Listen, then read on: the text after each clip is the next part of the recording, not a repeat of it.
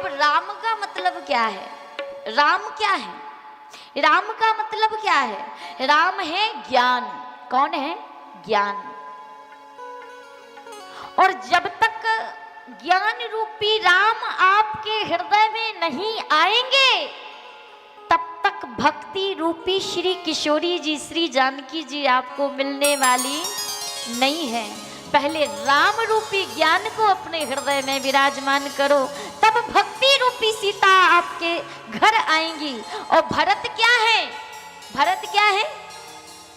विश्व भरणे पो सड़ा कर जोई, ताकर नाम भरत अस होई। भरत का मतलब क्या है? भा का अर्थ है भक्ति, रा का अर्थ है रति और ता का अर्थ है त्याग। जिसमें भक्ति, रति और त्याग आ जाए वो केवल अयोध्या का भरत नहीं, वो इस भारत भूमि का भरत बन जाएगा। प्यारे, इस भारत भूमि का भरत बन जाएगा। और भरत, भरत का मतलब है भक्ति। तो भक्ति हम काय में भरते हैं? जब भगवान की कथा को सुनते हैं तो पहले उस भक्ति को हम डायरेक्ट हृदय में भरते हैं या दिमाग में भरते हैं, माइंड में भरते हैं?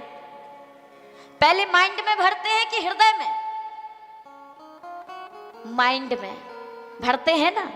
बोले जब तक भरत रूपी भक्ति को आप माइंड में नहीं भरोगे तब तक आपको मांडवी मिलने वाली नहीं है। जब भक्ति रूपी भरत को आप माइंड में उतारोगे तब मांडवी रूपी भक्ति आपको प्राप्त होगी। और लक्ष्मण का अर्थ क्या है? लक्ष्मण है वैराग्य। क्या है? वैराग्य। अब वैराग्य व्यक्ति को भीतर से जागृत होता है या बाहर से? बताइए। वैराग्य तन से जागृत होता है या मन से? माताओं बताइए, कहां से? उर से। बोले जब तक वैराग्य रूपी लक्ष्मण को आप उर से जागृत नहीं करेंगे, हृदय से जागृत नहीं करेंगे, तब तक मैया उर्मिला आपको मिलने वाली नहीं है। पहले लक्ष्मण रूपी वैराग्य को अपने ओर से जागृत करो, तब मैया उर्मिला आपको प्राप्त होंगी। और शत्रुघ्न का मतलब क्या है? सद्विचार, सुंदर विचार।